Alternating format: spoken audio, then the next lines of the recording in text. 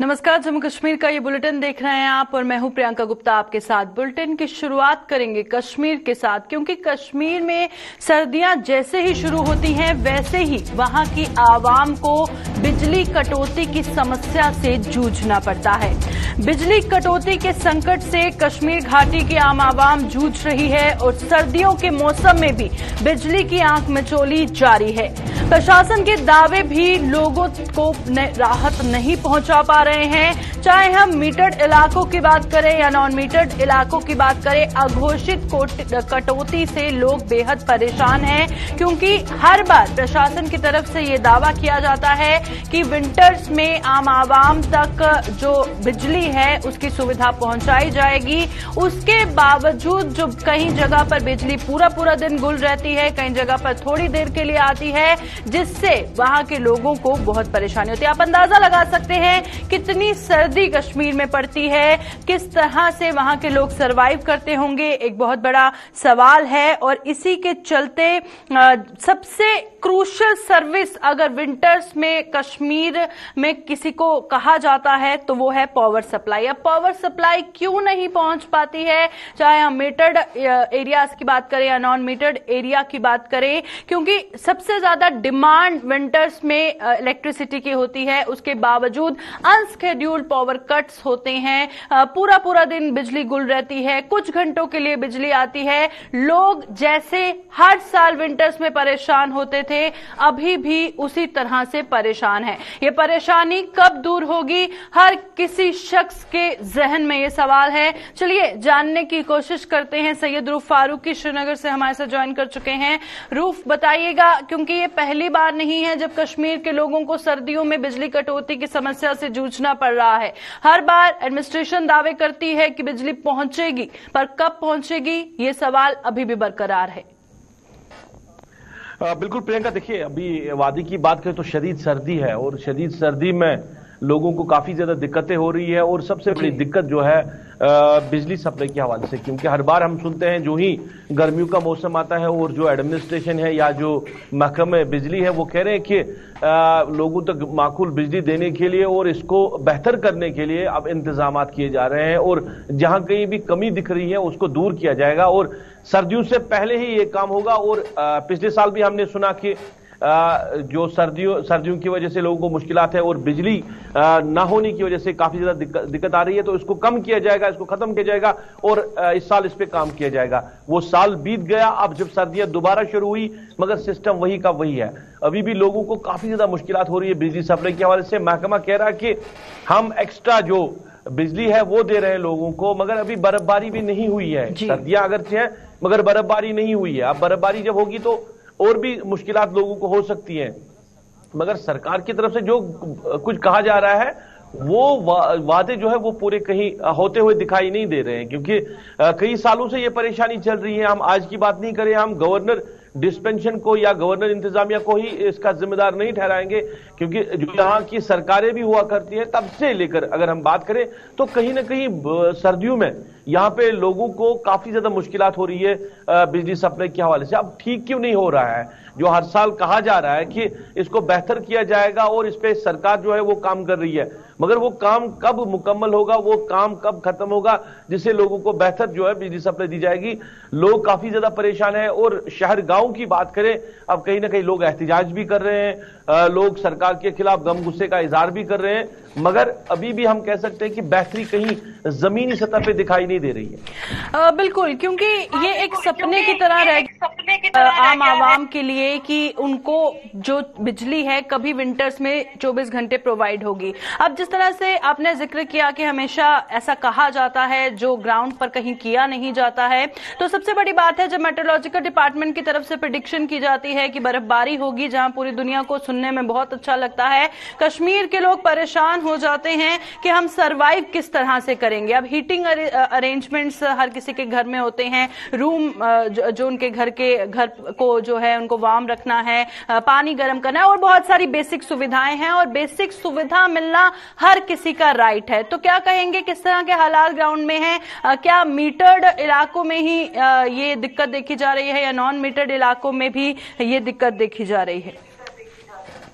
Metered area जो है वहां तो सरकार की प्रायोरिटी है और सरकार को वहां पे लोगों को माकूल बिजली देनी है, क्योंकि वहां पे आपने मीटर इंस्टॉल किया है और जब मीटर आपने इंस्टॉल किया है तो डेट मीन्स कि आपको 24 घंटा उनको बिजली देनी है। तो मीटर्ड एरिया में भी शेड्यूल जो दिया गया है और वहां पे भी पावर कट्स लग रहे हैं, और जो नॉन मीटर्ड एरिया है वहां पे बुरा ही हाल है। अगर हम शहर की बात करें, टाउन्स की बात करें, डिस्ट्रिक्ट हेडक्वार्टर की बात करें, अगर 6 घंटा लोगों को बिजली नहीं मिल रही है, 8 घंटा 9 घंटा नहीं मिल रही है, मगर दूर दराज गांव की बात करें वहां पे काफी ज्यादा मुश्किलात हैं। और जहां पे हम बात करें, पुलवामा की बात करें, शोपियान की बात करें, नॉर्थ कश्मीर की बात करें, सेंट्रल कश्मीर की बात करें, बडगाम की, बेशतर इलाकों से लोग शिकायतें करते रहते हैं कि 24 घंटों में उनको सिर्फ 1 घंटा 2 घंटा बिजली मिल रही है। ये बर्फबारी से पहले का हाल है। अब जब बर्फबारी होगी तो कितनी दिक्कत होगी। देखिए यहाँ पे जो लोग हैं, एक तो हालात की वजह से भी मारे हैं, क्योंकि काफी टाइम से हालात, पहले आर्टिकल एब्रिगेशन में यहाँ बंद रहा, फिर कोविड-19 की वजह से बिजनेस एस्टैब्लिशमेंट पे काफी ज्यादा असर पड़ा, लोग जो मजदूरी करते हैं उनको भी काफी ज्यादा मुश्किलात हुई है। तो यहाँ पे लोगों को खाने के लिए मुश्किलात हो रही है। गैस की बात करें, बाकी चीजों की बात करें, रेट्स जो है काफी ज्यादा बढ़ रही है। तो इस बीच में अब आम जो गरीब आवाम है वो कैसे सरवाइव करे, ये सरकार की प्रायोरिटी होनी चाहिए थी। और हर साल मैंने कहा कि कई सालों से हम सुनते आ रहे हैं कि विंटर में लोगों को बेहतर बिजली देने के लिए सरकार कोशिश करेगी, मगर वो कोशिश कभी कामयाब ही नहीं हुई है। क्या सरकार ने उन कोशिशों को वाकई में उन पे काम किया है? आप मीटर लगाने की आपको प्रायोरिटी है, आपने मुख्तलिफ एरियाज में मीटर इंस्टॉल करके रखे हैं, आपने नए ट्रांसफार्मर जो 2, 3, 4 घरों को ट्रांसफार्मर देके वहां पे मीटर लगाते हो, एक स्कीम जो मरकजी मामलों की स्कीम है, उस पे तो आपने काम किया है, मगर क्या ये मीटर्ड एरिया में आपको 24 घंटा बिजली नहीं देना है, इस पे कभी सरकार ने या महकमे ने काम नहीं किया है, जिसकी वजह से लोगों को दिक्कत है। और आए रोज आप भी देखते हैं, सारे लोग देख रहे हैं किस तरह लोग एहतजाज भी करते रहते हैं महकमे के खिलाफ कि जो बिजली, अब लोग यहां पे कह रहे हैं कि जो महकमे ने शेड्यूल दिया है बिजली सप्लाई के हवाले से, अगर उसी शेड्यूल के मुताबिक भी लोगों को बिजली मिलेगी तो वो भी उनके लिए सही था, मगर जो शेड्यूल इन्होंने खुद दिया है उस शेड्यूल के हिसाब से भी मुख्तलिफ इलाकों से शिकायतें आ रही कि लोगों को बिजली नहीं मिल रही है। बिल्कुल, शुक्रिया रूफ इस पर जानकारी देने के लिए और चर्चा करने के लिए। बेहद जरूरी भी था कि हम ग्राउंड की सच्चाई पहुंचाए, क्योंकि खुद ही जो शेड्यूल दिया गया है डिपार्टमेंट की तरफ से वही इम्प्लीमेंट नहीं हो पा रहा है, उसके अकॉर्डिंगली जो है पावर कट्स नहीं हो रहे हैं, अनशेड्यूल्ड पावर कट्स हो रहे हैं, जिससे लोग बेहद परेशान हैं। और ये पहला साल नहीं है जब लोग परेशान हैं, काफी सालों से ये दिक्कत है। हर बार कहा जाता है दिक्कत दूर होगी, पर इस साल भी अभी बर्फबारी ठीक से हुई भी नहीं है, उसके बावजूद जो बिजली कटौती की दिक्कत है वो कश्मीर में शुरू हो चुकी है। अब ये डिमांड और सप्लाई का जो बैलेंस है वो कब एडमिनिस्ट्रेशन इसे ठीक कर पाएगी, खैर वो तो कश्मीर के लोगों का कहना है कि हमारा सपना ही रह गया है। तो चलिए बढ़ते हैं आगे और अब बात करेंगे जम्मू श्रीनगर हाईवे की, क्योंकि एक बार फिर जम्मू श्रीनगर हाईवे का 4 लेनिंग जो काम है वो विवादों में गिरता हुआ नजर आ रहा है, क्योंकि श्रम कानूनों का पालन न किए जाने के आरोप लग रहे हैं और भारतीय मजदूर संघ ने प्रशासन के खिलाफ मोर्चा खोल दिया है। प्रदर्शन कर प्रशासन से इंसाफ की गुहार लगाई जा रही है। और हाल ही में union minister for road transport और हाईवेज नितिन गडकरी का जो दौरा था उसमें उन्होंने ये कहा था कि जो ये 4 लेन नेशनल हाईवे का काम है ये जम्मू से श्रीनगर है, ये कंप्लीट होगा दिसंबर 2023 तक। अब जबकि एक बार फिर ये विवादों में है, एक बार फिर जो भारतीय मजदूर संघ है उन्होंने प्रशासन के खिलाफ मोर्चा खोल दिया है और श्रम कानूनों का पालन न किए जाने के जो आरोप लग रहे हैं, इसके बाद क्या ये जो डेडलाइन दी गई है इससे पहले जम्मू श्रीनगर हाईवे 4 लेनिंग का जो काम है वो पूरा हो सकेगा, एक बहुत बड़ा सवाल है। चलिए क्या है पूरी जानकारी, रुक करते हैं रामबन से हमारे संवाददाता नदीम ज्वाइन कर चुके हैं। नदीम बताइएगा कि क्यों ऐसे आरोप लगाए जा रहे हैं कि जो श्रम कानून है उनका पालन नहीं किया जा रहा है। जी बिल्कुल, देखिए प्रियंका, इस वक्त मैं रामबन के शहरी इलाका में हूं, जहां पे किला मोड़ के मकाम पर हमने देखा कि जो भारतीय मजदूर संघ है वो प्रोटेस्ट कर रहा है। लगभग 10वां या 11वां दिन है आज की डेट में जो प्रोटेस्ट कर रहे हैं। पिछले कई दिनों से प्रोटेस्ट चलता आ रहा है। इनकी बराबर ये डिमांड है कि जनाब जो भी लेबर लॉज है वो इम्प्लीमेंट होने चाहिए, एक मजदूर का हक है उसे मिलना चाहिए। यहाँ पर जब हम देखा कि काफी हुजूम है, सैकड़ों की तादाद में मजदूर भारतीय मजदूर संघ के प्रेसिडेंट है हमारे साथ, जो बात करने के काका सिंह जी, अब इनसे बात करने की कोशिश करेंगे कि क्या वजूहत है आपकी, कि क्या प्रॉब्लम्स यहाँ पे अगर प्रोटेस्ट कर रहे हैं तो क्या वजह क्या है, क्यों कर रहे हैं आपको? सबसे बड़ी डिमांड हमारी ये है कि रामबन डिस्ट्रिक्ट में लेबर लॉज इम्प्लीमेंट होने चाहिए। इसमें जो होता है इंश्योरेंस होता है और बहुत सी चीजें होती है। तो हमने जब ये बात उठाई डीसी साहब से 5 दिसंबर को, तो डीसी साहब ने आगे फॉरवर्ड करके एनएचए को बोला, एनएचए के बाद जो है एडीसी को बोला, सब कुछ कर दिया। तो हमने फिर फैसला ले लिया कि 20 तारीख से हम कंटिन्यू स्ट्राइक में बैठ जाएंगे। 20 को हम स्ट्राइक में बैठे हुए थे। एला मोड़ में हमारा भारतीय मजदूर संघ का ऑफिस है, हेड ऑफिस है, वहां बैठे हुए थे। तो हमने कॉल दे दी थी कोई काम रावण बना नहीं चलेगा, एचसीसी टर्मिनेट हो गई। उसने आगे सबलट चौधरी क्रिमिनल निटेरस क्रिमिनल जो जम्मू का है, वो जो इधर आकर काम कर रहा था, पिछले 1.5 सालों से गरीबों पर जुल्म कर रहा था। 2-3 बार मैंने उसको पहले भी समझाया, चौधरी ये गलत काम नहीं कर। बोला मैं करूंगा, मैं गुंडा हूं, मैं तुझे शूट कर दूंगा। मैंने उनको मना किया। चौधरी ऐसा 1.5 साल से जो काम चलता, 1.5 साल से ऐसी बात क्यों नहीं हुई जो 1.5 साल बाद? देखो सर, जब तक हमारी यूनियन रजिस्ट्रेशन नहीं होगी तो हम कुछ नहीं कर सकते हैं। पहले नंबर मैंने यहाँ के लोगों का पूरा असेसमेंट किया। मैं 2011 से लेकर 18 तक टीचरों का प्रेसिडेंट था। उसी दौरान मैं पूरी 500 टीचरों की असेसमेंट करके मुझे पता था कि यहाँ के लोग जो जेंटल है, इनोसेंट है, टीचर लोग, तो मैंने इतना फैसला ले लिया। लेकिन जब जुलाई के महीने में मेरा पड़ोस में एक चाचा था, गिरा, उसकी पसलियां टूट गई, तो मैं रामबन थाने में गया। तो थाने वाले बोलते हमारा ये नहीं पड़ता बैठा। तो मैं बरनाल के रामसू गया, तो उन्होंने बोला जी रामबन ये वो डरते हैं क्योंकि ये रामबन की जो पुलिस जो भी आती है करोड़ों पैसे देकर आती है। यहाँ पर संडे बेचते हैं, 2 नंबरी काम करते हैं, यहाँ पर कोई नहीं पूछा जाता। आज की डिमांड क्या है जो प्रोटेस्ट? मेन डिमांड हमारी ये है कि हमने जब बंद करके रखा रोड, तो रोड नहीं बंद किया, हमने ऑफिस में रखा। तो पता लगा कि हमारे केला मोड़ में पहले पुल गिरा था, वहां पर काम सब स्टैंडर्ड चल रहा था। हमने बोला भाई काम नहीं करो, तो चौधरी वहां आ गया। वहां उसने बोला भाई आपका लीडर कौन है? तो मैं चुप रहा, मैं मास्क लगाकर ऐसे था बैठा हुआ, खड़ा था। तो मेरे पास उस टाइम 27 बंदे थे। तो उन्होंने बोला भाई काम बंद करो। तो बोला कौन है काम बंद? उसने पिस्टल निकाल दी। जब पिस्टल निकाली तो बंदे मेरे जो है पीछे तैयार हो गए। तो फिर वो माफी मांगने लगा, मुझे 2 काम करने दो। तो मैंने बोला ठीक है आप काम करो। अच्छा, ये इश्यूज है आपके? जी। उसके बाद जो है 23-24 ट्यूजडे का दिन था, तो क्लाइंट वाले आए। तो क्लाइंट वालों को मैंने बोला भाई काम बंद है, आप काम करने क्यों आए? तो बोला हमने ये इसका फाइनल करना है। मैंने कहा फाइनल क्या करना है? T1 में जो पोर्टल डाले जमीन के नीचे उन्होंने बड़े बड़े, मैं उधर देखता रहा 1.5 साल तक। आपकी डिमांड ये है कि जो लेबर लॉज इम्प्लीमेंट, बिल्कुल लेबर लॉज इम्प्लीमेंट हो। तो उसके बाद जो 24 तारीख को नागर ने हरभजन सिंह, जिसका नाम रंजीत सिंह गुंडा, भेज दिया हमारे ऑफिस में पिस्टल लेकर। तो हमने जो एसएचओ को फोन मारा, 2 बार 3 मारा, पुलिस आई, उन्होंने पुलिस वालों ने उसको पकड़ा नहीं।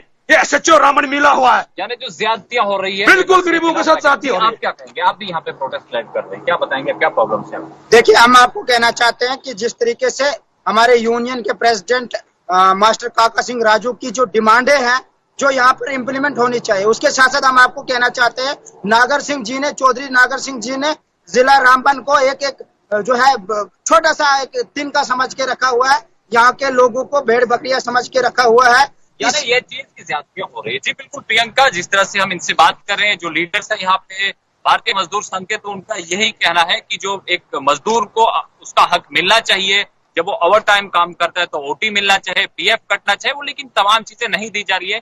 यानी ये चीज कि लेबर लॉज की जो खिलाफ वर्जियां हैं वो रामबन के अंदर उरूज पर है। पिछले 1.5 साल से उन्होंने बर्दाश्त किया, लेकिन जब बात बर्दाश्त से बाहर की हो गई तो एक यूनियन की शक्ल इन्होंने इस मजदूर एकता को दी।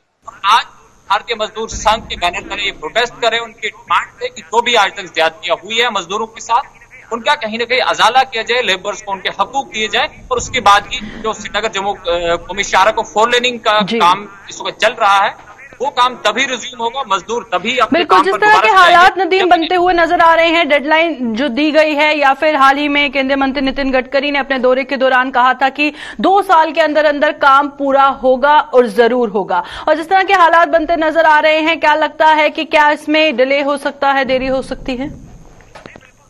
देखिए प्रियंका, ये तो जाहिर सी बात है कि जब आप काम करवा रहे हैं ठीक है, लेकिन स्मूथ अगर आप काम करवाना चाहते हैं, स्मूथली काम करवाएंगे तो फिर आपको लेबर्स को भी उनके हकूक देने पड़ेंगे।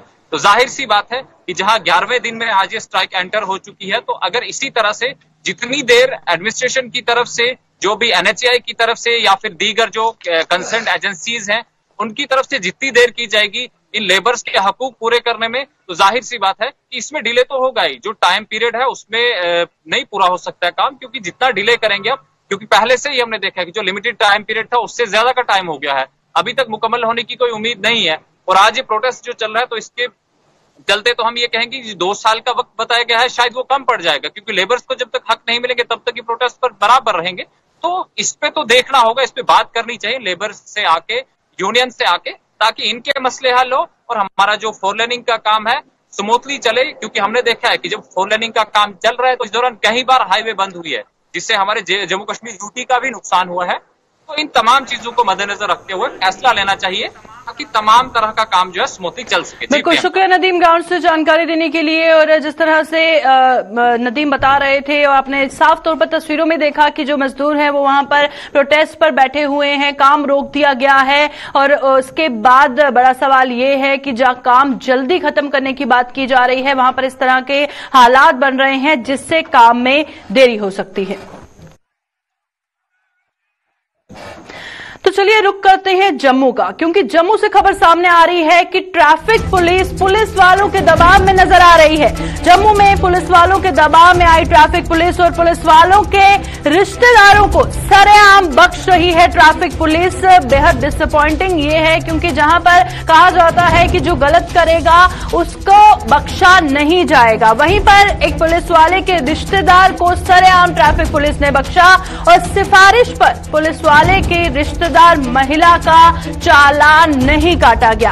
आम लोगों पर ताबड़तोड़ कार्रवाई की जा रही है, पर जो पुलिस वालों के रिश्तेदार हैं वो कुछ भी करें, ट्रैफिक रूल्स की वायलेशन करें, कुछ भी करें, कैसा भी करें, पर उनको बख्शा जा रहा है सिर्फ इसलिए क्योंकि वो पुलिस वाले की रिश्तेदार महिला है, इसीलिए क्या उसका चालान नहीं कटा है। और वहीं पर जिस तरह से सिस्टम में ट्रांसपेरेंसी लाने की बात होती है, वहां पर आप तस्वीरें देखिए, ट्रांसपेरेंसी किस कदर है कि आम जनता पर ताबड़तोड़ कार्रवाई, पर पुलिस वाले की रिश्तेदार का चालान नहीं काटा गया। हमारे साथ जम्मू से हमारे संवाददाता अनिल ज्वाइन कर चुके हैं। अनिल, बताइएगा हमारे दर्शकों को क्या है पूरा मामला।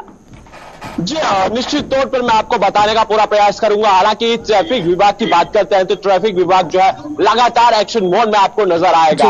हालांकि जब कहीं ना कहीं आपसी रिश्ते की बातचीत आ जाती है तो उस पर कहीं ना कहीं खटास ना आए, तो इसीलिए उस रिश्तेदारी को जो है जाने का पूरी अनुमति दी जाती है। यहां पर जम्मू कश्मीर पुलिस के एक सीनियर ऑफिसरान थे, जब कैमरा ऑन हुआ तो वो कहीं ना कहीं सीट बेल्ट पहनते हुए नजर आए और आम व्यक्ति पर जो है कहीं ना कहीं गाज गिरी, जिस तरह से आम जनता परेशान नजर आई। हालांकि चालान जरूर किए गए, हम यह नहीं कहते कि ट्रैफिक विभाग काम कर रहा है, हालांकि जिस तरह से कार्यवाही करनी चाहिए थी वो देखने को जरूर नहीं मिली।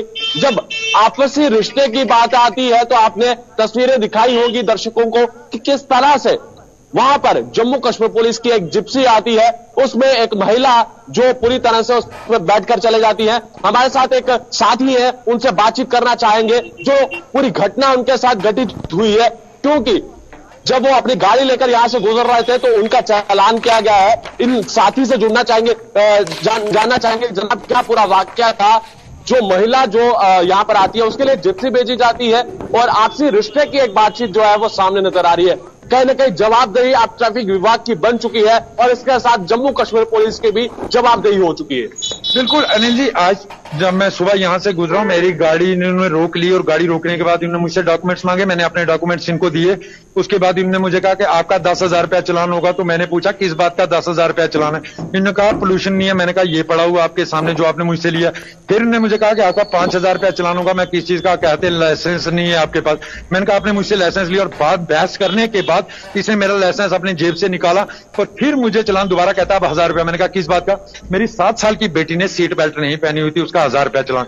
उसी दौरान एक महिला यहां आती है जो स्कूटी पे आती है विदाउट हेलमेट, उसको रोका जाता है और वो महिला इनसे ये कहती है कि एसडीपीओ, वो फोन मिला के एसडीपीओ साहब से बात करो। इन्होंने बात करने से इनकार किया। थोड़ी देर बाद एक पुलिस की जिप्सी यहां पहुंचती है, जिस जिप्सी से कुछ पुलिस वाले उतरते हैं, उस महिला को लेते हैं, वो जिप्सी के अंदर बिठाते हैं और ये स्कूटी जो पुलिस वाला स्टार्ट करके अपने साथ ले जाता है। बिल्कुल डिफरेंट कानून है। और बड़ी बात मैं बताऊं अनिल जी, इन लोगों के एसएसपी को या हायर कमांड को ये चीज देखनी चाहिए।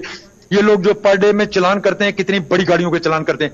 सिर्फ सेंट्रो और मारुति तक ये लोग महदूद है, बड़ी गाड़ियों को हाथ देकर कुछ नहीं है। कितनी बड़ी गाड़ियां यहां से गुजरी, किसी को इन्होंने पूछा था, उल्टा इन लोगों ने उनको सलूट किया। जो बड़ी गाड़ियों वाले जाते थे, मारुति और सेंट्रो गाड़ी जो इनको नजर आती है, ये उसको रोक लेते हैं। जनाब, एक लाजमी बात यहां पर यह देखने को मिली कि उस महिला के लिए एक जो कांस्टेबल रैंक के थे, वो यहां से स्कूटी को लेकर रवाना होते हैं। ना उनके पास हेलमेट है, ना उनके पास मास्क था, ना उनका कोई चालान किया गया, और उस महिला को भी जाने दिया। और उस एक रैंक के जो अधिकारी काम कर रहे हैं पुलिस विभाग में, उनको डीटीआई जो है उनके सामने जाने देते हैं। बिल्कुल, आप वो देखो कि जब वो महिला को गाड़ी में बिठाया गया, वहां से एक कांस्टेबल आता है जो स्कूटी स्टार्ट करता है, वो भी हेलमेट के बिना है, और आपके सामने आप देख रहे थे, आप उसे विजुअल में आते, वो लेके उसको चला जाता है। इससे आप ये चीज समझ लें कि चलान सिर्फ आम इंसान के लिए, पुलिस के लिए चलान नहीं है, या उन लोगों के लिए चलान नहीं है जिनकी सिफारिश होगी या जिनके हायर अथॉरिटी से लोगों से राब्ते होंगे, उन लोगों के लिए चलान नहीं है, सिर्फ आम लोगों के लिए। और जो मैं बार बार कह रहा हूं कि ये चीजें चेक की जाए,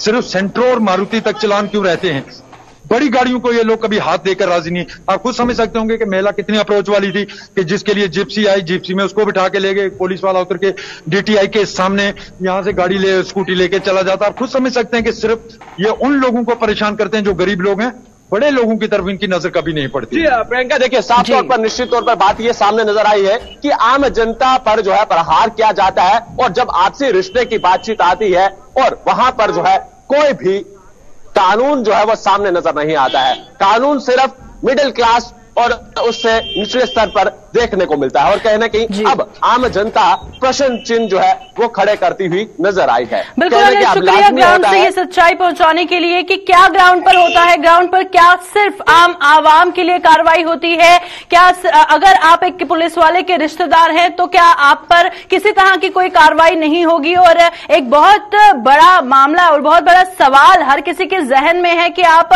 आम जनता अगर ट्रैफिक रूल को वायलेट करते हैं, हालांकि कोई भी करता है तो उस पर जो है कार्रवाई की जानी चाहिए, पर आज आपने ये देखा कि एक पुलिस वाले की जो रिश्तेदार है, जब उसने हेलमेट नहीं पहनी है, मास्क नहीं पहने हैं, उसके बाद भी उस पर चालान भी नहीं होता है, और एक जिप्सी आती है और डीटीआई के सामने जो है उस महिला को ले जाती है, उस पर किसी तरह की कोई कार्रवाई नहीं की जाती है। तो चलिए अब रुक करते हैं सांबा का, और सांबा से खबर सामने आ रही है कि सांबा में पशु तस्कर के साथ साथ अब मवेशी चोर भी सक्रिय हो गए हैं। मवेशी तस्करों के बाद अब मवेशी चोर भी जिस तरह से एक्टिव वहां पर नजर आ रहे हैं, लोग काफी परेशान हैं। पुलिस ने 24 घंटे में 2 मवेशी चोरों को धर दबोचा है, और चोरों से चोरी के 6 तस्कर बरामद किए गए हैं। मवेशी चोरी के नशेड़ियों से तार भी जुड़ते हुए नजर आ रहे हैं। और वहीं पर सांबा की खबर से हम आपको रूबरू करवा रहे हैं, जहां पर मवेशी तस्करों की खबर तो बहुत बार आती है, अब मवेशी चोर भी वहां पर सक्रिय हो गए हैं। चलिए फटाफट से रुक करते हैं सांबा का। ऋषि खजूरिया हमारे संवाददाता ज्वाइन कर चुके हैं। ऋषि, बताइएगा इस खबर के हवाले से और क्या कुछ जानकारी है। जी ऋषि, आवाज आप तक पहुंच पा रही है? जी, जैसे आप लगातार आए जो मोबाइल स्मगलिंग के मामले से हैं, लेकिन इसी के साथ साथ बात करें तो जो मवेशी चोर है वो भी सक्रिय हो चुके हैं। और आपको बताना चाहता हूं कि सांबा जिला के कई अलग अलग ऐसे इलाके हैं, यहाँ पर अब मवेशी चोर को वो लोगों के खेत खलिहानों तक पहुंचते, उनके घरों तक पहुंचते, उनके जो माल मवेशी है उन्हें चुराकर वहां से रफू चक्कर हो जाते हैं। तो कहीं ना कहीं इसे मोबाइल स्मगलिंग के साथ जोड़कर भी देखा जा रहा है। जिस तरह से गाड़ियां भरकर जो वो बाहरी राज्यों से यहाँ जम्मू कश्मीर में लाई जाती है और उन्हें कश्मीर घाटी को ट्रांसपोर्ट किया जाता है, तो ये भी एक उसी की कड़ी आप कह सकते हैं कि अब लोग घरों से चुराया जा रहा है।